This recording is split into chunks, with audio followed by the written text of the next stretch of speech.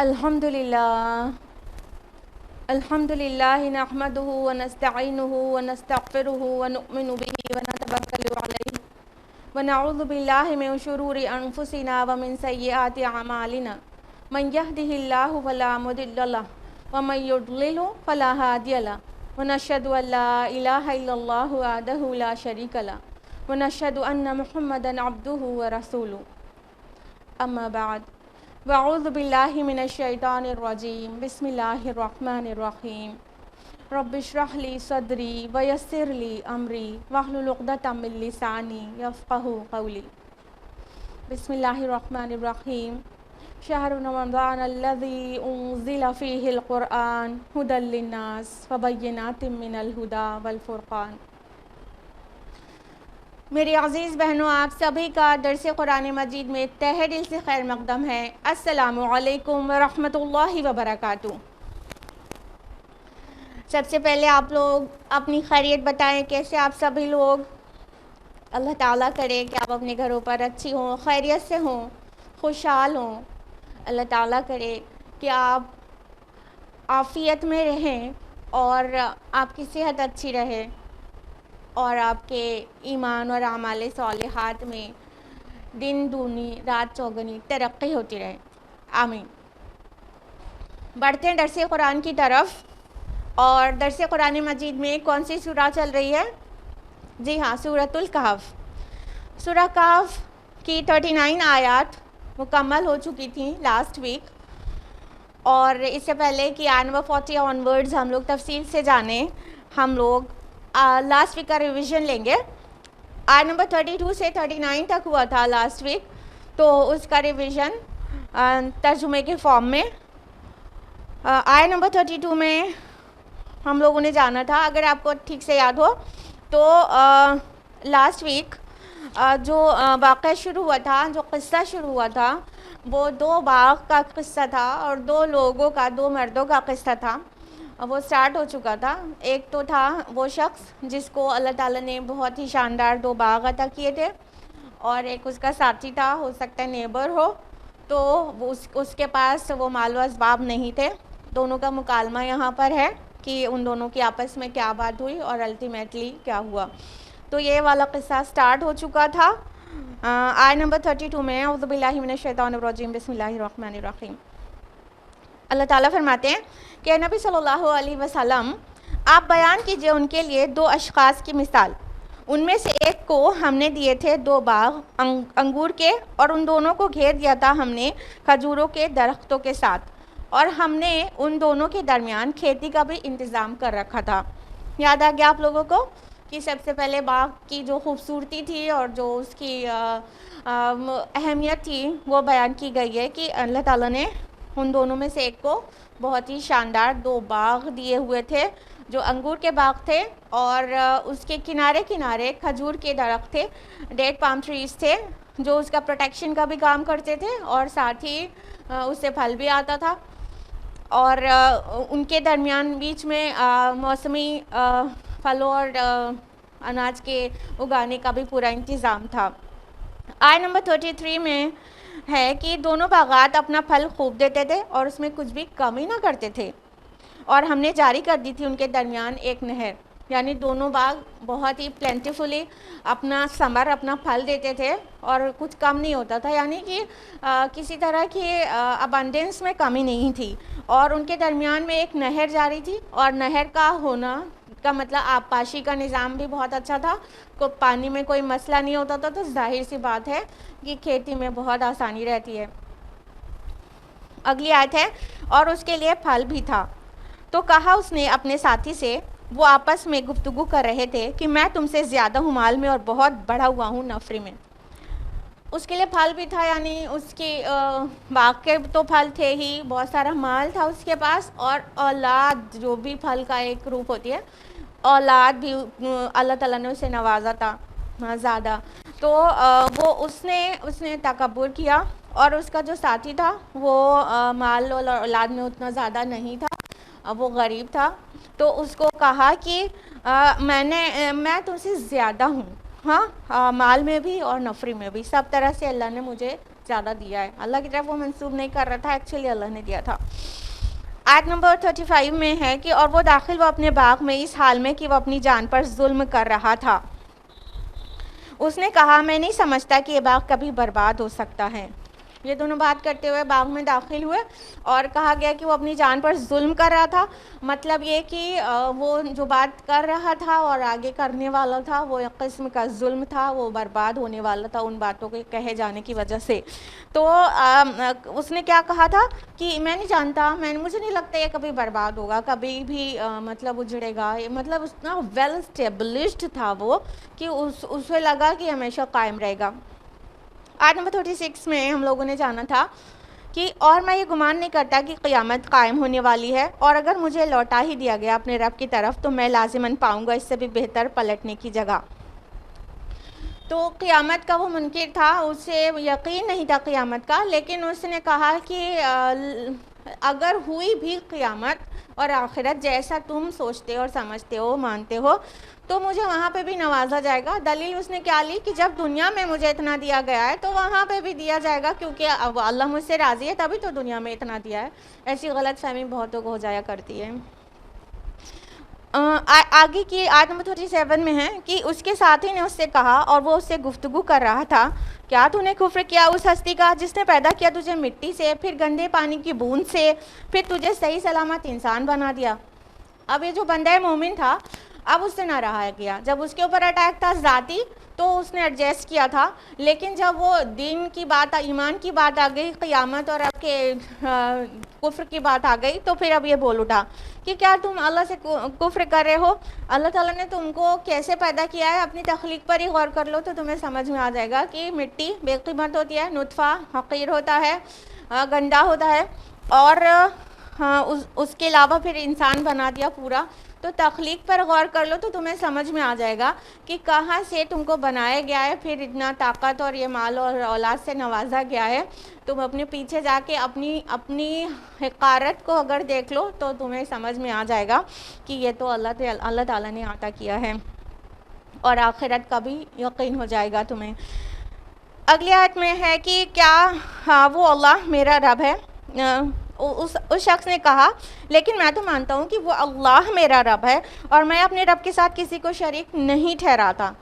یعنی کہ یہ جو شریک ٹھہرا تھا, توکل کر رہا تھا مادے پر, تو بندہ مومن نے کہا کہ میں تو اللہ کو رب مانتا ہوں, میرے پاس جو کچھ بھی ہے وہ اللہ کا دیا ہوا ہے, میں شرک نہیں کرتا تمہاری طرح کے, جس طرح کہ اس نے توکل میں شرک کیا تھا. اگلی آیت ہے آیت نمبر 39. اور جب تو اپنے باغ میں داخل ہوا تو نے یہ کیوں نہ کہا ماشاء اللہ لا قوت الا باللہ, کہ ماشاء اللہ یہ سارا جو کچھ ہے وہ طاقت نہیں ہم کو مگر جو اللہ عطا کر دے, اور اگر تو مجھے دیکھتا ہے کہ میں تجھ سے مال اور اولاد میں کم ہوں.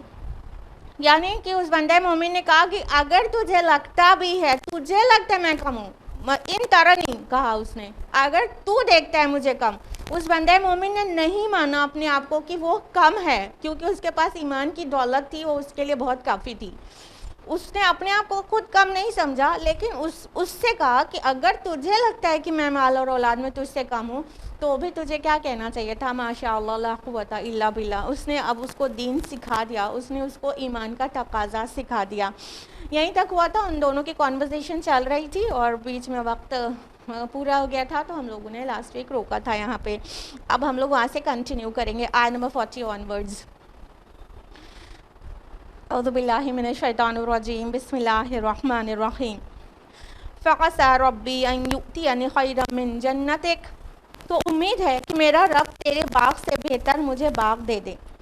وَيُرْسِلَ عَلَيْهَا حُسْبَانًا مِّنَ السَّمَاءِ فَتُصْبِحَ صَعِيدًا زَلَقًا, اور وہ بھیج دے اس تیرے باغ پر کوئی آفت آسمان سے تو وہ صاف چٹیل میدان ہو کر رہ جائے. اب یہ بندہ مومن چونکہ اس کا دل دکھایا گیا تھا, اس کو کہا گیا تھا کہ تو مجھے زیادہ ملا ہے تجھ سے, تو حقیر ہے مجھ سے. تو اس بندہ مومن نے اپنے آپ کو اول تو حقیر نہیں سمجھا, اپنے آپ کو اول تو فقیر نہیں سمجھا. اس نے کہا تجھے لگتا ہے ایسا, تو مجھے کم دیکھتا ہے. اور تو اس نے اللہ تعالیٰ سے توکل کا اظہار کیا کہ مجھے تو امیدیں ہیں, مجھے تو بھروسہ ہے اپنے رب پر کہ وہ مجھے تجھ سے بہتر باغ دے دیں. اب یہ باغ یہاں پر دیکھیے، جو باغ جنت، جنہ ورڈ ہوتا ہے نا باغ کے لیے، تو یہاں جنت ایک آیا ہے، تو جنہ دنیا کا باغ سے بھی اس کا معنی لیا جا سکتا ہے، اس کا ارادہ دنیا کے باغ کے لیے بھی ہو سکتا ہے، اور جنہ ایکچول جنہ یعنی جنت بھی اس کا مفہوم ہو سکتا ہے۔ تو وہ اس کو یقین تھا کہ یہ تو دنیا میں چیزیں آتی ہیں جاتی ہیں، فانی ہیں یہاں کی ساری چیزیں، تو لیکن تجھے لگتا ہے کہ تجھے اتنا کچھ دیا گیا ہے یا تو نے اسے کمایا ہے، تو میں تو اپنے رب پر بھروسہ کرتا ہوں، اللہ تعالیٰ چاہے گا تو مجھے تیرے باغ سے بہتر باغات دے گا، چاہے دنیا میں چاہے آخرت میں جنت کی شکل میں۔ تو اس کو تو اپنے رب پر پورا یقین تھا، پورا بھروسہ تھا، اس نے اپنے پورے جو اس کے الفاظ ہیں وہ اس کے ایمان کا پتہ دیتے ہیں کہ کس قدر اس کو اپنے رب پر بھروسہ اور یقین تھا، اور کس قدر اس کا پختہ ایمان تھا۔ وہ غریب ضرور تھا لیکن اپنے کو غریب نہیں سمجھتا تھا، وہ اپنے ایمان کی دولت سے مالا مال تھا اور اس سے بہت مطمئن تھا اور اپنے رب پر بھروسہ کرتا تھا۔ تو اس نے کہا ممکن ہے اللہ تعالیٰ مجھے تجھ سے بہتر باغ دے دے، چاہے دنیا میں چاہے آخرت میں چاہے دونوں جگہ۔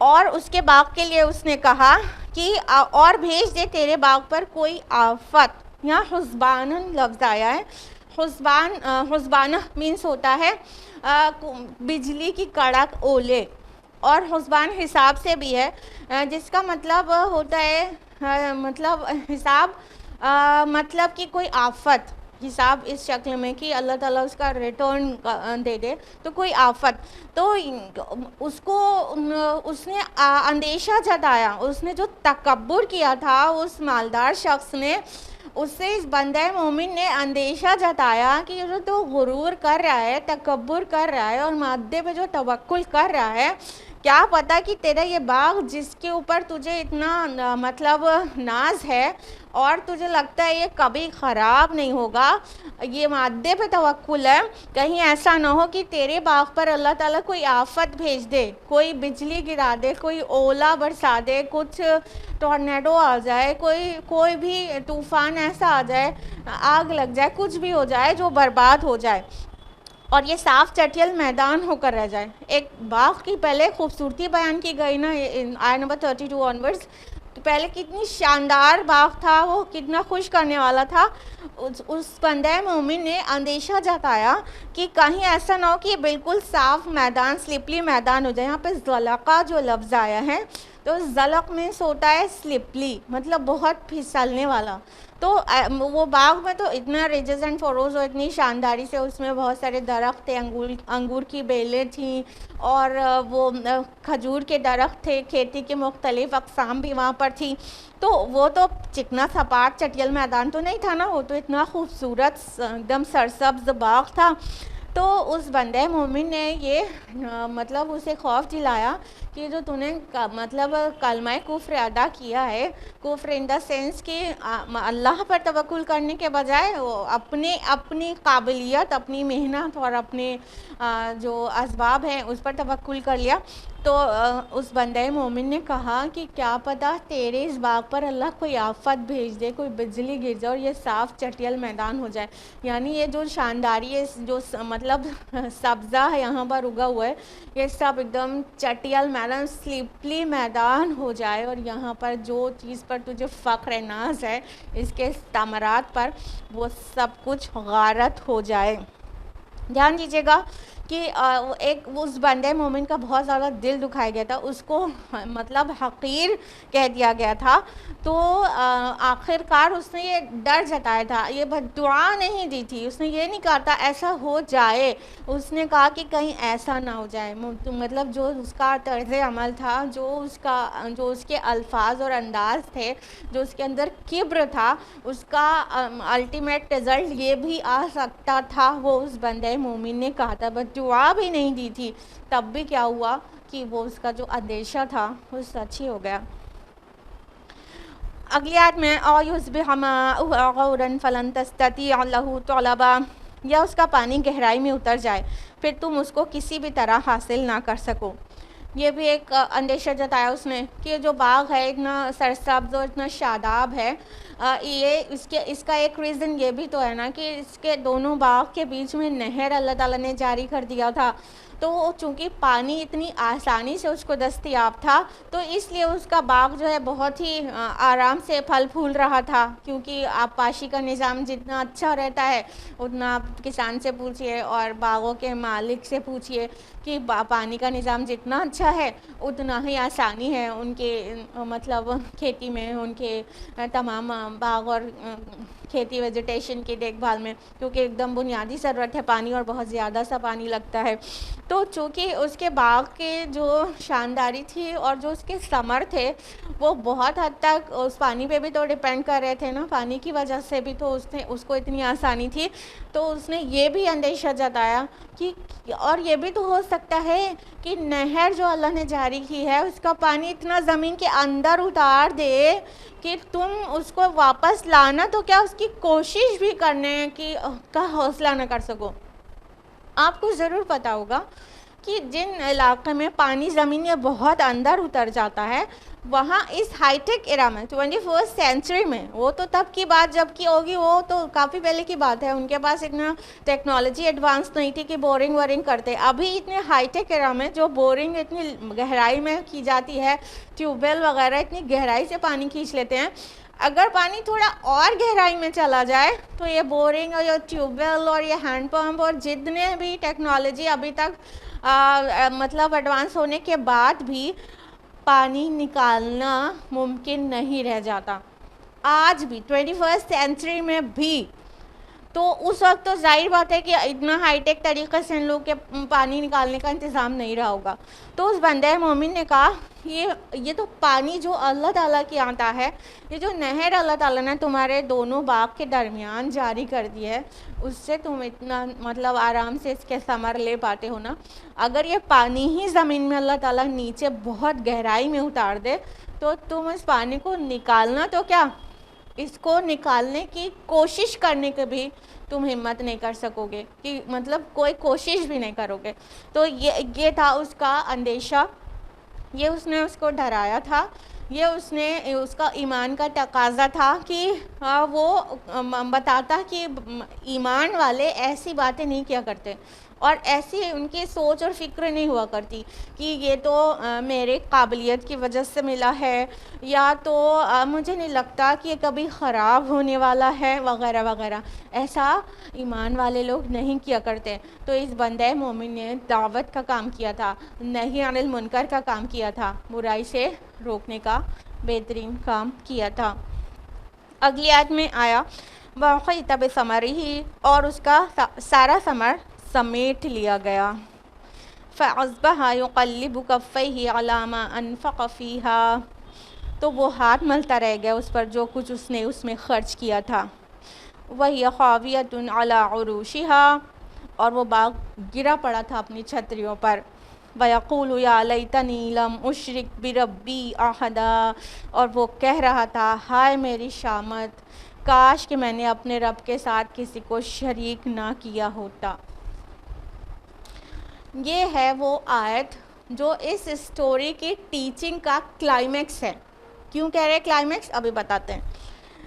فرمایا اللہ تعالیٰ نے کہ اس کا سارا ثمر سمیٹ لیا گیا، نہیں کہا گیا باغ اجڑ گیا، نہیں کہا گیا باغ کے اوپر اولے گر گئے، بجلی گر گئی، کیا ہوا یہ بھی مینشن نہیں کیا گیا۔ باغ کی خوبصورتی اتنے زیادہ الفاظ میں بیان کی گئی تھی، اس کو جو اللہ نے عطا کیا تھا اس کو اتنے زیادہ الفاظ میں کئی فقروں میں بیان کیا گیا، لیکن جب اس پر مصیبت آئی، آفت آئی، یا یوں کہیے کہ اللہ کی ناراضگی اس کے اوپر گری، تو کیا ہوا، بس یہی کہہ دیا گیا وَأُحِيطَ بِثَمَرِهِ، اس کا سارا ثمر سمیٹ لیا گیا۔ باغ کو نہیں کہا گیا، ثمر کو کہا گیا۔ کیونکہ جو اس کا پروڈکٹ تھا، جس کی وجہ سے وہ پھول رہا تھا، جس کی وجہ سے وہ اپنے آپ کو بہت ویلدی جانتا تھا، وہ ثمر ہی اس سے لے لیا گیا۔ اور یہ ثمر میں ممکن ہے کہ باغ کا ہی پھل نہ شامل ہو بلکہ اس کی اولاد کو بھی چھین لیا گیا ہو، تو اللہ تعالیٰ نے بس اتنا کہہ دیا، مطلب باغ کی شان اور باغ کی خوبصورتی اور باغ کی کوالٹی کو بہت سارے الفاظ میں بیان کیا گیا، لیکن اللہ کے عذاب کو اللہ تعالیٰ نے یہ کہہ دیا، بس اس کا سارا ثمر لپیٹ لیا گیا. نہیں بتایا گیا کہ اس پہ ٹورنیڈو آیا تھا، کہ بجلی گری تھی، کہ کوئی بارش ہوئی تھی، کیا ہوا تھا، کچھ بھی مینشن نہیں کیا گیا. ٹھیک ہے، بس یہی کہا گیا اس کا سارا ثمر، جس ثمر پہ وہ پھولتا تھا وہ ثمر ہی سمیٹ لیا گیا، احاطہ کر لیا گیا ثمر کا. احاطہ مطلب یہاں پہ یہی ہے کہ اس کو گھیر لیا کسی آفت نے، اور پھر فرمایا کہ وہ ہاتھ ملتا رہ گیا اس پر جو کچھ اس نے خرچ کیا تھا. یہاں پہ یقلب کفئی ہی آیا، کف کہتے ہیں ہتھیلی کو، ٹھیک ہے، یہ ہتھیلی کو کف کہتے ہیں.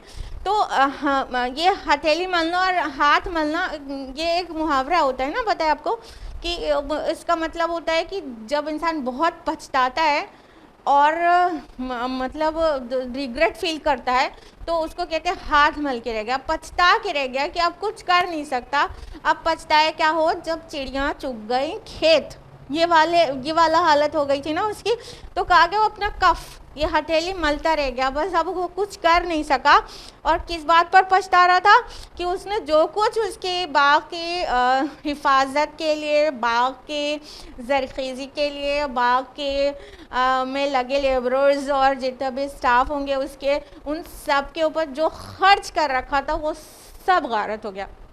ثمر ملنا تو دور رہا، اس سے فائدہ ہونا تو دور رہا، جو خرچ کیا تھا اس نے اس کے اوپر وہ بھی غارت ہو گیا. اور کس طرح سے اس کی منظر کشی کی گئی کہ وہ اپنے عروش پر گرا پڑا تھا. وہ باغ، عروش کہتے ہیں وہ پلرز کو، وہ سٹکس کو جس پر انگور کی بیل لپٹی ہوئی تھی اور اس کے اوپر جو چھتریاں لگی ہوئی تھیں، تو ان کو عروش کہا گیا ہے. تو یہ عروش پر، اپنی چھتریوں، اپنی سٹکس پر اور اپنی چھتریوں پر جو اس پر روفس پڑی ہوئی تھی اس پر وہ آندھی ہو کے گر گئیں. اور ظاہر بات ہے کہ پھر انگور کا جو کی بیل ہوتی ہے وہ کلائمبر ہوتی ہے نا، وہ سٹکس پر یا کسی سپورٹ سے چڑھتی ہے نا اوپر کی طرف، تو وہ جب اس کا سہارا ہی گر پڑا ہے، جب وہ سٹکس اور وہ روفس وہی اوندھے منہ گر پڑی ہے، تو انگور اتنا نرم اور نازک پھل اور اس کی جو بیل ہوتی ہے وہ اتنی نازک، وہ کہاں بچنے والی ہے، سب کی سب غارت ہو گئی، برباد ہو گئی. تو پھر اس شخص نے جو کہا ہے اس کو ہم کہہ رہے ہیں کہ وہ اس اسٹوری کی ٹیچنگ کا کلائمیکس ہے. اب وہ شخص جو اپنے مال پر اور اپنے باغ پر اتنا پھول رہا تھا اور تکبر کر رہا تھا اور اپنے بھائی کو اس نے نیچا دکھایا تھا، وہ شخص کہہ اٹھا جب آفت آ چکی، چیز ہاتھ سے نکل گئی، تو وہ وہ کہہ اٹھا کہ ہائے میری شامت، کاش میں نے اپنے رب کے ساتھ کسی کو شریک نہ کیا ہوتا. اب آپ بتائیے، یہ پوری سٹوری میں کہیں پہ بھی بت پرستی والا شرک نظر آیا کیا آپ کو؟ کہیں پہ بھی مینشن کیا گیا کہ وہ لات، عزیٰ، منات، ہبل، بعال، یعوق، نصر، ان میں سے کسی کی پوجا کرتا تھا، عبادت کرتا تھا؟ کہیں دیکھا آپ نے پوری سٹوری میں؟ نہیں نا. یہ شرک بت پرستی والا شرک نہیں تھا، یہ شرک فی التوکل تھا، توکل میں شرک تھا. توکل میں شرک کیا ہے؟ کہ اللہ تعالیٰ جو مسبب الاسباب ہے اس پہ توکل کرنے کے بجائے وہ جو مادہ، جو میٹر اس نے عطا کیا ہے اس میٹر پر توکل کر لیا گیا تھا. یہ ہے مادہ پرستی والا شرک. اسی لیے ہم آپ کو بول رہے ہیں کہ یہ اس سٹوری کی ٹیچنگز کا کلائمیکس ہے، یہ کہ جب اس شخص نے کہا کاش میں نے اپنے رب کے ساتھ کسی کو شریک نہ کیا ہوتا. اس نے مان لیا، جب آفت آ گئی اس کے اوپر تو اس نے مان لیا کہ یہ میں نے کیا کیا. بھروسہ تو اس کے دینے والے پہ کرنا چاہیے تھا، توکل یہ اپنے معبود کے اوپر کرنا چاہیے تھا، اپنے رازق کے اوپر کرنا چاہیے تھا، لیکن میں نے کیا کیا؟ بھروسہ ان پر کر لیا. دیکھیے جو بھی مادہ ہوتا ہے نا، میٹر، اور دنیا کا مال اسباب، یہ ساری ہی چیز انتہا درجے کی ناپائیدار ہوتی ہیں۔ پائیدار کوئی چیز ہے تو اللہ رب العالمین، اس کی ذات، اس پر توکل، اس سے امید، وہ چیز پائیدار ہے۔ اور یہ جو مادہ ہے، یہ میٹر ہے، یہ جو مینس ہے، جتنے بھی ذرائع اسباب ہیں، یہ انتہا درجے کے ناپائیدار ہیں، بہت ہی زیادہ دھوکہ دینے والے۔ ان پر بھروسہ نہیں کرنا چاہیے۔ بھروسہ کس پر کرنا چاہیے؟ ان کے عطا کرنے والے پر، اللہ سبحانہ و تعالیٰ پر۔ تو اس شخص نے، جب کہ وہ دیر ہو چکی تھی، اب دیر کہاں ہوئی تھی کہ اب وہ جب باغ اس کا لٹ گیا تھا، تب اس کو پتہ چلا کہ یہ تو اس نے غلط کر دیا۔ ہاں، اب ایسے یہ دیر ہو چکی تھی، کیونکہ اللہ تعالیٰ کو یاد اس وقت رکھنا چاہیے تھا جب اس نے اس کو اتنی ساری چیزیں عطا کی تھیں۔ اس وقت تو وہ اللہ کو بھول گیا، اور پھر یاد کب آیا؟ جب آفت آ چکی تھی۔ ایسے تو فرعون نے بھی کہا تھا نا کہ جب ڈوبنے لگا تھا تو اس نے بولا تھا کہ میں تو ایمان لایا اس پر جس پر بنی اسرائیل ایمان لایا، اور میں مسلمانوں سے ہوں۔ تو اس کا جو ایمان تھا وہ قبول ہوا تھا کیا؟ نہیں، دیر ہو چکی تھی تب۔ تو مصیبت، آفت یا کسی بھی کلیمٹی کو دیکھنے کے بعد، یا تو موت قریب آنے کے بعد پھر وہ ایمان لایا جاتا ہے، تو پھر وہ قبول نہیں ہوتا، وہ ایمان قبول نہیں ہوتا۔ صحیح وقت پہ ایمان لانا ہوتا ہے۔ تو اس کو بھی جو کچھ عطا کیا گیا تھا اس وقت رب کا شکر گزار ہونا چاہیے تھا، اس نے نہیں کیا، اور جب وہ مصیبت میں پڑا تب اسے ہوش آیا کہ اس نے اپنے رب کے ساتھ شرک کیا۔ علامہ اقبال کو مصرع ہے نا، تہذیب کے آزر نے ترشوائے صنم، اور یہ وہی صنم ہیں۔ کون سے صنم ہیں؟ کون سے بت ہیں؟ یہ مادہ پرستی کا بت ہے جو انسان اپنے سینے میں بیٹھا لیتا ہے۔ اور ہم نے لاسٹ ویک بھی آپ کو بولا تھا کہ اس دور کا سب سے بڑا شرک ہے میٹیریلزم، مادہ پرستی۔ وہ ٹائم گیا جب بت پرستی سب سے بڑا شرک تھا، اب کے ٹائم میں مادہ پرستی سب سے بڑا شرک ہے۔ یاد رکھیے گا، شرک جو ہے نا، شیطان ہمیشہ اس کو الگ الگ ریپرز میں ریپ کر کے پیش کرتا ہے، and we have to recognize it۔ اگر ہم نے اس کو نہیں پہچانا تو پھر بہت غلطی کر بیٹھیں گے۔ اگر انسان یہ سمجھ رہا ہے، انکلوڈنگ مسلمز، کہ اگر وہ بتوں کے آگے سجدہ کرنا شرک ہے بس، تو بہت بڑی غلطی کر رہا ہے۔ اس دور کا سب سے بڑا شرک ہے مادہ پرستی، اور آنے والے دور کا اٹ میں بھی پاسبل کہ وہ کچھ اور ہو۔ تو شیطان اتنا بے وقوف نہیں ہے کہ بت پرستی سے مسلمانوں نے بالکل اپنے آپ کو بچا لیا ہے تو اب وہ بت پرستی ان سے کروائے۔ وہ جانتا ہے کہ اب یہ اس جھانسے میں نہیں آ سکتے ہیں، ہاں، تو اب اس کو نئے ریپرز میں لپیٹ کر شرک کو پیش کرتا ہے، جس کو ہر انسان جو اپنے کو مسلم ہونا کلیم کرتا ہے نہیں بھی پہچان پاتا ہے۔ تو اس کو غور کرنے کی ضرورت ہے۔ جب اللہ تعالیٰ کچھ عطا کرے تو اس کی ہی طرف منسوب کرنا چاہیے، اور اپنی ساری کوالٹیز، اپنی ساری عبادتیں، اپنے سارے جو قربانیاں ہیں وہ سب اللہ کے لیے ہی کرنا چاہیے، جیسا کہ اللہ تعالیٰ نے فرمایا سورہ انعام سورہ نمبر 6 نمبر 162 میں، قُلْ إِنَّ صَلَاتِي وَنُسُكِي وَمَحْيَايَ وَمَمَاتِي لِلَّهِ رَبِّ الْعَالَمِينَ۔ کہو کہ بالیقین میری ساری نمازیں، میری عبادت و قربانیاں، میرا جینا، میرا مرنا اللہ کے لیے ہے جو تمام جہانوں کا رب ہے۔ ہونا تو یہ چاہیے تھا نا، ہر ایک چیز اللہ کی طرف منسوب کرتے، لیکن ہو کیا گیا کہ جو کچھ دنیا میں عطا کیا گیا ہے وہ بھی ہم نے اپنا سمجھ لیا، میرا اور میرا۔ تو اللہ تعالیٰ ناراض نہیں ہوگا، اللہ تعالیٰ ناراض نہیں ہوگا۔ اللہ کے نبی، اور اس میں ایک ٹیچنگ اور پنہا ہے، اس کو غور کرنے کی ضرورت ہے کہ کسی بھی بندہ مومن کو ہرٹ کرنے سے بچیں۔ اگر کسی بھی اللہ والے کو تکلیف پہنچائی تو اس کا دل دکھنے بھر سے بہت بڑی قیمت چکانی پڑ سکتی ہے. دیکھیے ایک تو اس شخص کا تھا پرابلم مادہ پرستی جو کہ شرک ہے. دوسرا غلطی اس نے کیا کی تھی کہ ایک اللہ والے کا دل دکھایا تھا. اس نے کہہ دیا تھا میں تجھ سے بہتر ہوں, میرے پاس زیادہ ہے. ہاں تو اس بندہ مومن کا دل دکھا تھا. اللہ کے رسول صلی اللہ علیہ وسلم نے فرمایا اتقوا فراست المؤمن, مومن کی فراست سے بچو. اور صحیح بخاری کی حدیث ہے کہ اللہ تعالیٰ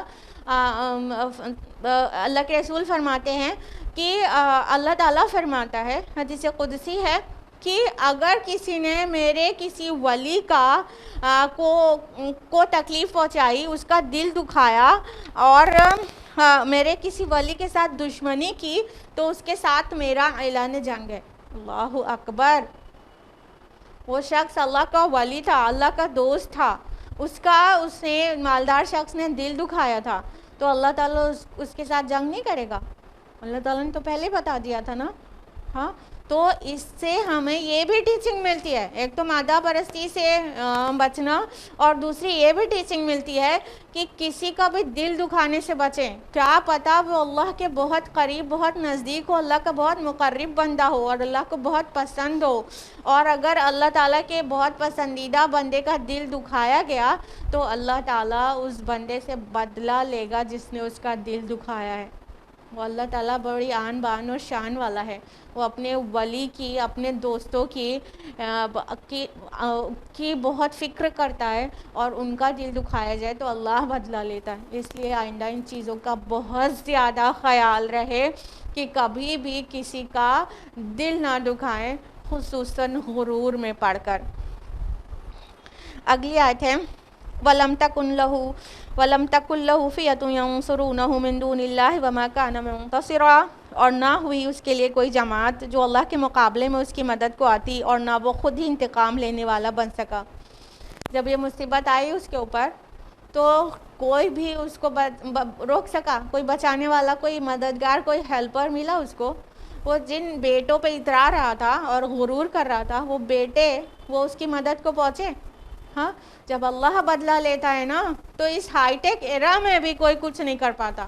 وہ تو جب کی بات ہے, آج ہم 21 سینچری میں جی رہے ہیں جہاں پر سائنس اور ٹیکنالوجی اتنی ایڈوانس ہو چکی ہے کہ انسان نے چاند کو روند کیا گیا ہے, وہ اسپیس میں سفر کر رہا ہے, لاکھوں مائلز دور وہ بیٹھا یہاں پر سیکنڈز میں, وہاں بلکہ سیکنڈ سے بھی بہت چھوٹے, اس سے مائکرو سیکنڈ, نینو سیکنڈز میں وہاں کی خبریں یہاں پہنچ جاتی ہیں. اور یہاں سے انسان بیٹھے بیٹھے لاکھوں میل دور پر اسپیس شٹل میں آئی کوئی بھی خرابی, کوئی بھی پرابلم کو یہاں سے بیٹھ کے ریپیئر کر لیتا ہے. اس ایرا میں ہم جی رہے ہیں, اسٹل ہم لوگ اس چیز پر قادر نہیں ہیں کہ کہیں بجلی گرنے والی ہو تو یہ ویدر فورکاسٹنگ ان کی جو ہے وہ رپورٹ کر دے کہ ابھی آدھے گھنٹے کے بعد فلاں جگہ بجلی گرے گی. پتہ چلتا ہے ویدر فورکاسٹنگ کا پورا نظام ہے, بڑے بڑے سپر کمپیوٹرز لگے ہیں ویدر فورکاسٹنگ کے لیے, بٹ اسٹل کیا ہے کہ ابھی بھی انسان بالکل ہار جاتا ہے جب اللہ تعالیٰ کی طرف سے کوئی کلیمٹی آنی ہوتی ہے تو یہ پتہ نہیں لگا پاتے. یہ ساری سائنس ٹیکنالوجی دھری رہ جاتی ہے. ہاں ریکٹر اسکیل پر ہم جو ارتھ کویک ہے اس کی تیزی کو تو ناپ سکتے ہیں, لیکن ارتھ کویک آنے سے کچھ منٹ پہلے بھی کسی بھی ویدر فورکاسٹنگ کو پتہ نہیں چلتا ہے کہ تھوڑی دیر کے بعد زلزلہ آنے والا ہے. پتہ چلتا ہے.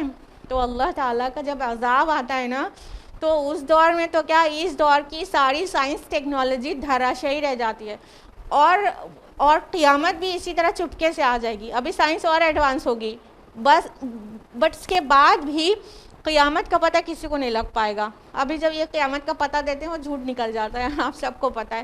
کبھی کہتے ہیں کہ کون سی چیز اسپیس میں ارتھ کے ساتھ ٹکرانے والی ہے, قیامت آنے والی ہے, بالکل جھوٹ نکل جاتا ہے, وہ نہیں ہوتا ہے. ہاں اور جب سچ مچ قیامت آئے گی تو یہ پتہ نہیں لگا پائیں گے, اور بس وہ آ جائے گی چپکے سے. تو یہاں پر سمجھ میں کیا آئی بات کہ جو اللہ تعالیٰ کی طرف سے کوئی عذاب آتا ہے تو اس کا پتہ انسان نہیں لگا پاتا، نہ ہی پتہ لگا پاتا، کیونکہ پتہ لگائے گا تو اس کو پروٹیکشن کا کوئی انتظام کر لے گا، اور اللہ تعالیٰ کو یہ منظور نہیں ہوتا، جب عذاب آنا ہے تو اس کو تباہ کرنا ہے۔ تو یہ جن چیزوں پہ پھول رہا تھا وہ مالدار شخص، اس کے سارے بیٹے، اس کی ساری دولت اور اس کے سارے مزدور اور اس کے سارے ہیلپرز، وہ کوئی کام نہیں آئے، اللہ تعالیٰ کے عذاب سے بچانے میں کوئی ہیلپ نہیں کر سکا، اور نہ ہی وہ انتقام لینے والا بنا۔ کسی کے اندر ہمت ہے اللہ تعالیٰ کی طرف سے کوئی کلیمٹی آ جائے تو اس سے اللہ تعالیٰ سے انتقام لے لے، معاذ اللہ۔ کسی اور نے کچھ کیا ہوتا، ابھی کسی پڑوسی نے کوئی آگ وگ لگا دی ہوتی تو پھر اس کی تو جان پر آ جاتی، پھر اس سے بدلہ لیتا ہے مالدار انسان نا۔ لیکن جب اللہ تعالیٰ کی طرف سے کوئی چیز آتی ہے تو کس سے بدلہ لے گا؟ اللہ تعالیٰ سے لے سکتا ہے۔ کوئی بجلی گر گئی، کوئی طوفان آ گیا، تو اس میں جو نقصان ہوتا ہے وہ کوئی بھی انسان کسی سے بدلہ لیتا ہے، بس ہاتھ مل کے رہ جاتا ہے نا۔ تو کیا پتہ چلتا ہے اس سے کہ اللہ تعالیٰ سے بچانے والا کوئی نہیں ہے، اور نہ اللہ تعالیٰ سے کوئی انتقام لینے پر قادر ہے۔ تو اس سے لیے بہتر یہ ہے کہ جب اللہ عطا کرے تو شکر گزاری کرو تاکہ اللہ اور دے، اور جب اللہ تعالیٰ رزق کو کھینچ لے تو صبر کرو تاکہ اللہ تعالیٰ کے ہاں جو ٹیسٹ میں پاس ہو جاؤ۔ اگلی آیت ہے ہنالک الولایۃ للہ الحق، یہاں تو تمام اختیار اللہ ہی کا ہے جو الحق ہے۔ هو خیر ثوابا وخیر عقبا، وہی بہتر ہے انعام دینے میں بھی اور وہی بہتر ہے عاقبت کے اعتبار سے بھی۔ اب اللہ تعالیٰ آگے فرما رہے ہیں کہ یہاں تو تمام کا تمام اختیار، کل کا کل اختیار اللہ ہی کا ہے جو کہ حق ہے۔ یہاں پہ دھیان دیجیے گا، لفظ ولایا استعمال ہوا ہے، ٹھیک ہے۔ ولایت کہتے ہیں واو کے فتحہ کے ساتھ، ٹھیک ہے، واو پر زبر ہو، ولایت۔ ولایت کہتے ہیں حکومت کو، اقتدار کو، اختیار کو، ٹھیک ہے۔ اور جب یہ واو کے زیر کے ساتھ آتا ہے ولایت، تو ولایت کا معنی بنتا ہے دوستی اور محبت۔ تو یہاں پر ولایا لفظ آیا ہے، اور ولایا کے لیے بہت زیادہ جگہ قرآن مجید میں الا ان اولیاء اللہ لا خوف علیہم ولا ہم یحزنون، سورہ یونس کی آیت نمبر 62، کہ بے شک اللہ کے دوستوں کو نہ ہی کوئی خوف ہے اور نہ ہی کوئی رنج ہے۔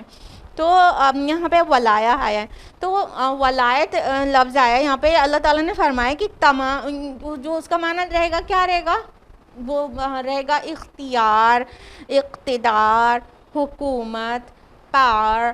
تو یہ کیا ہے، اللہ تعالیٰ کے ہاتھ میں ہے نا کل کا کل پاور، کل کا کل اختیار، کل کا کل حکومت، کل کی کل بادشاہت کس کے ہاتھ میں؟ اللہ کے ہاتھ میں ہے۔ جب اللہ تعالیٰ نہیں چاہتا کسی کو پروٹیکٹ کرنا تو اس کو کوئی بھی اللہ تعالیٰ کے عذاب سے بچا نہیں سکتا، اور اللہ تعالیٰ چاہتا ہے کسی کو پروٹیکٹ کرنا تو کوئی بھی اسے نقصان نہیں پہنچا سکتا، بال بھی کا نہیں کر سکتا۔ تو فرمایا کہ یہی بہتر ہے انجام کے لحاظ سے بھی کہ اللہ تعالیٰ کو اپنا ولی، اپنا کارساز، اپنا حاکم، اپنا شہنشاہ تسلیم کیا جائے، اور یہی انعام دینے میں بھی، اور وہی بہتر ہے عاقبت کے اعتبار سے بھی۔ یہاں عقبہ لفظ آیا ہے، عقبہ عقب سے ہے، عقب کا معنی ہوتا ہے پیچھے آنا، ایک بعد میں آنا، ٹھیک ہے۔ تو عاقبت آپ لوگ یوز بھی کرتے ہوں گے آخرت کے لیے، کیونکہ وہ بعد میں آتی ہے، پیچھے آتی ہے، پہلے دنیا پھر آخرت ہے نا۔ تو یہاں پر جو عاقبت عقبہ لفظ آیا ہے تو وہ انجام کے معنی میں آیا، کیونکہ انجام بعد میں ظاہر ہوتا ہے، پہلے انسان کا ایفورٹ ہوتا ہے دین ریزلٹ ہوتا ہے نا۔ تو فرمایا کہ مطلب اللہ تعالیٰ کو ولی، اللہ تعالیٰ کو اپنا کارساز، اور اللہ تعالیٰ کو اپنا مطلب وہ مانیں گے کہ اس کے ہاتھ میں سارا اختیار ہے، تو یہ بہت بہتر ہوگا ثواب کے حساب سے بھی اور انجام کے حساب سے بھی۔ اللہ توفیق دے کہ ہم اس پر صحیح اور پختہ ایمان رکھیں، توکل اللہ پہ کریں اور توکل ذرائع اسباب پر نہیں کریں۔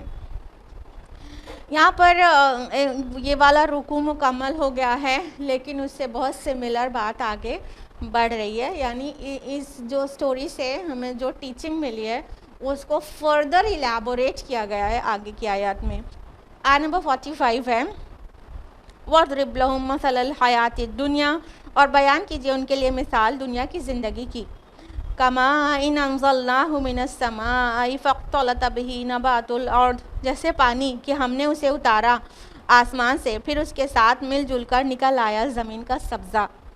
فَأَصْبَحَ هَشِيمًا تَذْرُوهُ الرِّيَاحُ، پھر وہ ہو گیا چورا چورا، اڑائے پھرتی ہیں اسے ہوائیں. وَكَانَ اللَّهُ عَلَى كُلِّ شَيْءٍ مُقْتَدِرًا، اور اللہ ہر چیز پر قدرت رکھنے والا ہے. اب جو اس سے ہم لوگ نے ٹیچنگ اخذ کی پریویس اسٹوری سے، تو اس کی حقیقت کو فردر اللہ تعالیٰ نے الیبوریٹ کیا کہ اب آپ اے نبی ان کے سامنے دنیا کی زندگی کی حقیقت کو واضح کر دیجئے، کھول دیجئے. یعنی یہ جو اسٹوری ٹیلنگ تھی، this is not just for entertainment, یہ مزے کے لیے نہیں تھی نا، اس کے اندر جو ٹیچنگ تھی وہ لینے کی ضرورت تھی. اب اس کانٹیکسٹ میں آئیے، نبی صلی اللہ علیہ وسلم کو جو لوگ نہیں مان رہے تھے اور رسول اللہ اور صحابہ کو وہ حقیر جان رہے تھے اور اپنے سے مال اولاد میں کم دیکھ رہے تھے، تو ان کو یہ اس زمانے میں بھی، آج کے لیے بھی، ان کو یہ واضح کر دیا گیا کہ جو اصل جو پختہ بات ہے وہ کیا ہے، کہ اللہ پہ توکل جو کرتا ہے، اللہ پہ جو ایمان لاتا ہے، جیت اس کی ہوتی ہے. اور یہ جو تکبر کرتا ہے اللہ کی عطا میں، تو اس کا کیا انجام ہوتا ہے دیکھ لو. تم ہمارے نبی کو جھٹلا رہے ہو اور مسلمانوں کو حقیر جان رہے ہو، تو دیکھ لو تم بھی اپنے اس انجام کا انتظار کرو. آگے کہا جا رہا ہے کہ اے نبی ان لوگوں کو واضح کر دیجئے دنیا کی زندگی کی حقیقت. اور دھیان رکھیے گا کہ یہ بات صرف مشرکین مکہ کے لیے نہیں کہہ جا رہی ہے، وہ تو ہم آپ کو کانٹیکسٹ بتا رہے ہیں، ٹھیک ہے. یہ جو بھی بات آپ سنتے رہیں گے انشاءاللہ اپنے لیے سنتے رہیں گے. تو اللہ تعالیٰ کہہ رہے ہیں کہ ان دنیا کی زندگی کی حقیقت ان کے سامنے واضح کر دیجئے. اب فردر الیبوریٹ کیا جا رہا ہے کہ جو دنیا میں جو کچھ اللہ عطا کرتا ہے اور جو دنیا کی زندگی ہے اس کی کیا حقیقت ہے، کیا اس کی مثال دی گئی.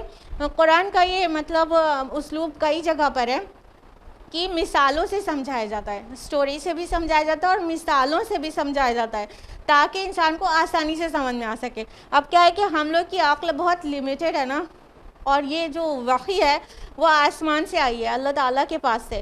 ہماری عقلیں جو ہیں اس کو پوری طرح سے قبول نہیں کر سکتی، سمجھ نہیں سکتی. مثالوں سے سمجھایا جائے گا تو ہمیں آسانی سے سمجھ میں آ جائے گا. تو اللہ تعالیٰ نے یہ اسلوب بہت جگہ اختیار کیا ہے کہ مثال سے سمجھایا ہے. یہاں پہ کیا مثال دی گئی ہے، دنیا کی زندگی کی حقیقت. یعنی تم جو جیتے اور مرتے ہو، تمہارا پیدا ہونے سے لے کے قبر میں اترنے تک کا جو تمہارا لائف اسپین ہے، اس کی حقیقت ایسی ہے. کیسی ہے؟ جیسے پانی ہم نے اتارا اس کو آسمان سے، پھر جب وہ زمین پر پانی گرا تو وہ جو مٹی تھی اس نے سبزہ اگایا.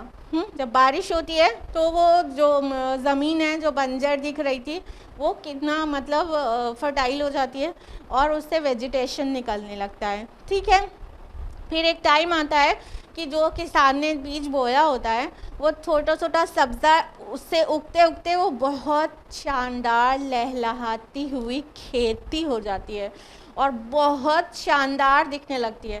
اگر آپ کو اس کا اندازہ نہیں ہو رہا ہے تو کسی کسان سے پوچھیے گا کہ جب وہ بہت محنتیں کر کے زمین میں جو بیج ڈال دیتا ہے اور ساری محنتیں کر لیتا ہے، پھر اس کے بعد اس کے اوپر بارش گرتی ہے تو پھر وہ جو کھیتی نکلنا شروع ہوتی ہے تو خوش ہوتا ہے تھوڑا سا.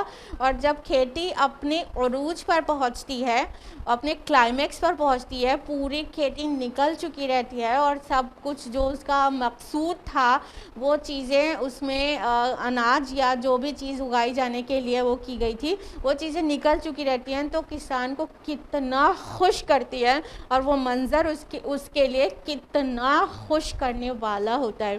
تو کہا کہ یہ مثال ہے کہ پانی برسا، پھر کھیتی نکلی، پھر وہ اپنی عروج کو پہنچی، پھر کیا ہوتا ہے، پھر کسان اسے سارا کاٹ ڈالتا ہے، سب کاٹ لیتا ہے.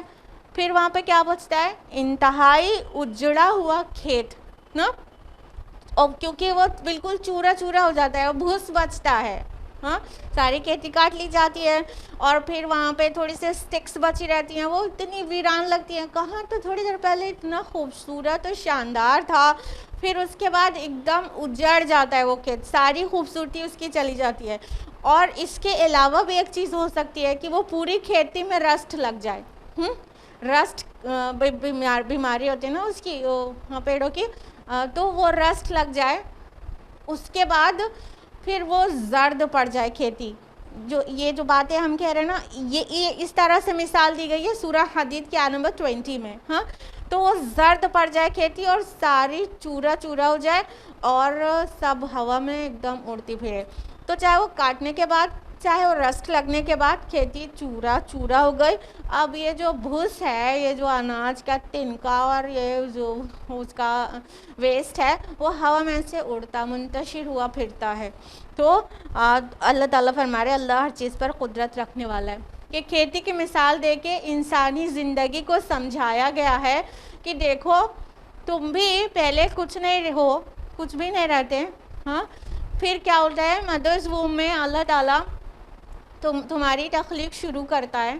پھر انسان پیدا ہوتا ہے، دنیا میں آتا ہے، اس کے گھر خاندان میں بہت خوشیاں منائی جاتی ہیں. پھر وہ دھیرے دھیرے بڑا ہونے لگتا ہے، اس کی طاقتیں بڑھنے لگتی ہیں، اس کی شعور بڑھنے لگتا ہے، اس کا علم، اس کے اسکلز، یہ سب میں ڈیولپمنٹ ہونے لگتا ہے. اور پھر ایک ٹائم آتا ہے جو وہ بہت پرائم ایج میں پہنچ جاتا ہے، اپنی عمر کے کلائمیکس پر پہنچ جاتا ہے. اور پھر اس کی ساری کوالٹیز اپنے عروج پر ہوتی ہیں، اس کا علم، اس کی عقل، اس کی طاقت، اس کے اسکلز، یہ ساری چیز اپنے کلائمیکس پر پہنچ جاتی ہے جب جوانی میں ہوتا ہے. پھر کیا ہوتا ہے، وہی جوان رہ جاتا ہے ہمیشہ؟ نہیں نا.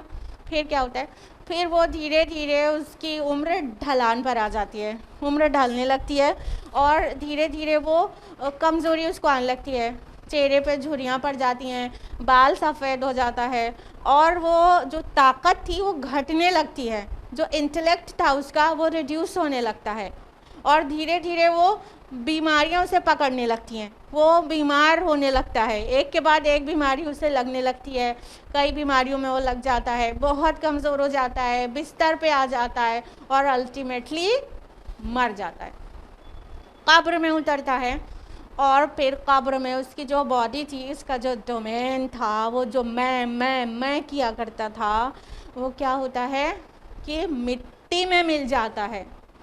وہ اس کے اعضائے جسم، وہ اس کی سارے عقل اور شعور جس کے اوپر غرور کرتا تھا وہ جوانی میں، وہ سب، اس کا برین اور اس کا ہارٹ، اس کا پورے ہاتھ پیر جس سے وہ مطلب جس کی طاقت پہ وہ اتراتا اور غرور کرتا تھا، وہ سب مٹی میں مل جاتا ہے. اور وہ بالکل مٹی میں مل کے اس کی ہڈیاں تک گل سڑ جاتی ہیں، مٹی میں برابر ہو جاتا ہے.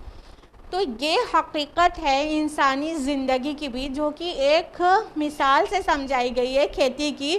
تو جس طرح کھیتی نکلتی ہے، عروج پر پہنچتی ہے، پھر ڈھلان پر آتی ہے اور چورا چورا ہو کے ہوا میں منتشر ہو جاتی ہے، اسی طرح انسان پیدا ہوتا ہے، دھیرے دھیرے وہ اپنے عمر کے کلائمیکس پر پہنچتا ہے، پھر وہ ڈھلان آتی ہے، پھر وہ مر جاتا ہے. اب یہ الگ بات ہے کہ سب کا لائف اسپین الگ الگ ہوتا ہے، اور کوئی جلدی مر جاتا ہے، کوئی بعد میں، لیکن الٹیمیٹلی وہ آلموسٹ انہی سے گزرتا ہے، انہی اسٹیپس سے. تو اس کو سمجھایا گیا ہے کہ اتنی بے ثباتی ہے تمہاری زندگی میں، تم کچھ بھی نہیں رہتے ہو، پھر اپنی عمر، عقل اور اپنی طاقت کے عروج پر پہنچتے ہو اور پھر وہ ڈھلان پر آتا ہے اور مٹی میں مل جاتے ہو. تم کس بات کا غرور ہے، کس بات کا غرور؟ پیدا ہونے سے پہلے بھی تم حقیر پانی کی بوند تھے، نطفہ تھے، ڈراپ آف اسپرم، اور مر جانے کے بعد پھر مٹی میں مل جاتے ہو. کس بات کا غرور ہے انسان کو جو اتنا اکڑتا ہے؟ اگلی آیت میں اور واضح کیا گیا، المال والبنون زینت الحیات الدنیا، مال اور بیٹے دنیاوی زندگی کی زینت ہیں. والباقیات الصالحات خیر عند ربک ثوابا وخیر املا، اور باقی رہنے والی نیکیاں بہت بہتر ہیں تیرے رب کے نزدیک، ثواب کے لحاظ سے بھی اور امید کے اعتبار سے بھی. اللہ تعالیٰ واضح کرتا ہے کہ تم اپنی طاقت پہ ایک تو اتراتے ہو، دوسرا مال اور بنون پہ اتراتے ہو. یہ مال تمہارا اور بیٹے تمہارے، یہ تو دنیا کی زندگی کی زینت ہیں. یہ کیا ہے؟ زینت دنیا ہے. یہ کوئی بھی کام نہیں آنے والے تم کو آخرت میں، تم کو مر جانے کے بعد یا مر جانے کے وقت. کوئی بچا لیتا ہے؟ کسی کے فادر کی، کسی کے مدر کی ڈیتھ ہو رہی ہوتی ہے، اس کی روح قبض کی جا رہی ہوتی ہے، وہ بیٹے بچا لیتے ہیں؟ یا اتنا کتنا بھی دھنی آدمی ہو، کتنا بھی رچ ہو، کیا اس کا مال اس کو کسی ایسے ہاسپٹل میں لے جا سکتا ہے جہاں کے ڈاکٹر اسے بچا لیں اور اس کی موت لکھی ہو؟ نہیں نا. تو یہ مال اور بیٹے یہ دنیا کی زندگی کی زینت ہیں، اور جو چیز بچنے والی ہے وہ کیا ہے؟ باقیات الصالحات، بچنے والی نیکیاں. کیا چیز بچ جاتا ہے؟ نیک اعمال. صرف نیک اعمال ایسے ہیں جن کے اندر پائیداری ہے، جو بچ جاتے ہیں، اور باقی سب کچھ بہت ناپائیدار ہے، بہت عارضی ہے، ٹیمپریری ہے، فانی ہے. سب کچھ، چاہے مال اولاد کچھ بھی ہو، وہ برے وقت میں نہ ہی کام آ سکتے ہیں، نہ ہی موت کے وقت، اور نہ ہی آخرت میں. انسان فردن دنیا میں آیا ہے، اور وہ فردن روز آخرہ اپنا حساب دے گا، اور یہ مال اور اولاد کام نہیں آئیں گے. وہ کیا چیز کام آئیں گے؟ باقیات الصالحات، نیکیاں جو باقی رہنے والی ہیں. اللہ تعالیٰ نے یہ نیکیوں میں ہی خالی دوام رکھا ہے، یہ باقی رہنے والی ہوتی ہیں. غور کریں گے تو آپ کو سمجھ میں آئے گا کہ اللہ تعالیٰ کے لیے جو بھی، اس کی رضا کے لیے جو بھی عمل کیے جاتے ہیں وہی نیکیاں کہلاتی ہیں، صالحات. ٹھیک ہے، اعمال صالحات تو وہ اللہ کی رضا کے لیے کیے جاتے ہیں، تو ان اعمال کو دوام حاصل ہے. اللہ تعالیٰ کے پاس دوام ہے، وہ ہمیشہ رہنے والا ہے، ہمیشہ باقی رہنے والا. تو اس کی رضا کے لیے کیے جانے والے اعمال کا بھی یہ ایٹریبیوٹ ہے کہ اس کو بھی دوام حاصل ہے، وہ بھی ہمیشگی والی ہو جاتی ہیں. اور اس کے علاوہ جو کچھ بھی ہے، جو کچھ بھی یعنی مخلوق، تو مخلوق کی رضا کے لیے جو کچھ بھی کیا جاتا ہے اس کو دوام حاصل نہیں ہے، کیونکہ مخلوق دائمی نہیں ہے، مخلوق فانی ہے، وہ پیرش ہو جانے والی ہے. اور جو خالق خالی ہمارا اللہ رب العالمین کی ذات بابرکات، وہی باقی رہنے والی ہے. تو جو چیزیں، جو اعمال رب کی رضا کے لیے کیے جائیں گے وہ باقی رہ جائیں گے، اور جو مخلوق کی رضا کے لیے کیے جائیں گے وہ فانی ہیں، کیونکہ مخلوق فانی ہے. تو اللہ تعالیٰ نے فرمایا کہ دیکھو یہ دنیا کی زندگی کی مثال ایسی ہے، اور یہ مال اور بنون، یہ بیٹے تمہارے اور یہ تمہارے اموال. کوئی بھی اموال ہو، وہ صرف کیش نہیں ہوتا نا. مال کی ساری اقسام، چاہے آج کے دور کے حساب سے لیں، debit cards, credit cards, cars, bungalow, اور جتنا بھی انویسٹمنٹ ہے، جتنے پلانز ہیں، وہ سب کچھ، اور گھر کی آسائش کی ہر چیزیں، اور گولڈ اور سلور وغیرہ وغیرہ، یہ سب کچھ مال ہے. تو یہ سب کچھ کیا ہے؟ دنیا کی زندگی کی زینت ہے. یہ آخرت میں زینت نہیں بنے گی، اور اس کا کوئی بھی آپ کو فائدہ آخرت میں نہیں ملے گا. اس لیے اس کو بہت ہی دنیا کی ضرورت سمجھ کے استعمال کرنا چاہیے. اگر آپ غور کریں تو یہ جو سورہ ہے نا، تو وہ دنیا کی زینت اور اس کی ناپائیداری کو تیسری بار بیان کر رہی ہے. ایک نمبر 7 میں آیا، پھر نمبر 28 میں آیا، پھر نمبر 46 میں آیا. تو یہ جو دنیا کی زندگی کی زینت اور ناپائیداری ہے، وہ گویا اس سورہ کا غموض ہے. یہ تیسری بار آ گیا اتنی جلدی. تو اللہ تعالیٰ نے ہم سب کے لیے واضح کر دیا کہ بچنے والی چیز کیا ہے؟ صالحات، نیکیاں، باقیات الصالحات. وہ سب سے بہتر ہے، امید کے لحاظ سے بھی اور ثواب کے لحاظ سے بھی. تو کیا سبق ملا؟ یہ کہ باقیات الصالحات پر فوکس کریں، اپنا توشہ زندگی صالحات کو بنائیں. نیک اعمال گڈ ڈیڈ سے اکٹھا کریں. بہت سارے اچھے اچھے اعمال ہمارے اس میں ہوں گے نامہ اعمال میں, تو وہ ہم کو فائدہ دلائیں گے کیونکہ وہی باقی رہ جانے والے ہیں. اور جو بھی دنیا میں جو بھی انسان اکٹھا کر لیتا ہے بڑی شان سے رہتا ہے, وہ سب کچھ اس کے ہاتھ سے چھوٹ جانے والا ہے. مسیح علیہ السلام نے کتنی خوبصورت اور پیارے الفاظ اور انداز میں یہ بات کہی ہے نا کہ لوگوں اس دنیا پر مال نہ جمع کرو, یہاں پہ دنیا میں مال جمع نہ کرو. یہاں کے مال کو تو کیڑا بھی کھا جاتا ہے, چور بھی لے جاتا ہے. تم اپنے مال کو آسمان پہ جمع کرو تو وہ تمہارے کام آئے گا جانے کے بعد. تو مال کو آسمان پہ جمع کرو کا کیا مطلب ہوا کہ یہ جو اللہ نے عطا کیا ہے وہ اللہ کی راہ میں خرچ کیا جائے تو وہ آسمان پہ گویا جمع ہو رہا ہے. اور جو یہاں ہم اپنے اوپر برت لیں گے, کھا لیں گے, اپنے اوپر استعمال کر لیں گے, وہ یہیں کہ یہیں ختم ہو جائے گا. اور جو بچا کے رکھیں گے تو مرنے کے بعد اسے چھوڑ ہی دیں گے نا, یا تو کوئی چور چکر ڈاکو لے جائے گا, یا تو پھر وہ کسی اور طرح سے نقصان میں چلا جائے گا, کچھ بھی ہو سکتا ہے اگر یہاں چھوڑ دیں گے تو. اور اگر اللہ کے راہ میں خرچ کر دیں گے تو وہ سچ مچ بچ جائے گا, وہ آسمان پہ جمع ہو جائے گا. تو یہ جو چیزیں دنیا کی چیزیں ہیں وہ اللہ کی راہ میں خرچ بھی کرتے رہیں تاکہ وہ جمع ہو. اور یہی صالحات بھی ہوں گی, اور مختلف صالحات ہے, کچھ بھی نمازیں, روزے, اللہ کا تقوی اور انفاق فی سبیل اللہ, اور جتنے بھی اعمال ایسے ہیں جو اللہ کے حکم پر ہوں, رسول کے بتائے طریقے پر ہوں, تو وہ سب اعمال صالحات ہیں. اس کے اندر وہ جو ایکسس ہے وہ یہ ہونا چاہیے کہ اخلاص ہو اس کے اندر, رضائے الہی کے لیے ہو, نہ کہ دنیا والوں کو دکھانے کے لیے. بس ظاہر کوئی عمل اچھا ہو اور وہ کسی کو دکھانے کے لیے ہو, ریا ہو اس میں, تو وہ نیک عمل نہیں ہے. نیک عمل کا جو ایکسس ہے وہ کیا ہے کہ وہ رضائے الہی کے لیے ہو. اگلی آیت میں فرمایا وَيَوْمَ نُسَيِّرُ الْجِبَالَ وَتَرَى الْأَرْضَ بَارِزَةً, اور جس دن ہم چلائیں گے پہاڑوں کو اور تم دیکھو گے زمین کو صاف چٹیل. وَحَشَرْنَاهُمْ فَلَمْ نُغَادِرْ مِنْهُمْ أَحَدًا, اور ہم سب کو جمع کر لیں گے اور ان میں کسی ایک کو بھی نہیں چھوڑیں گے.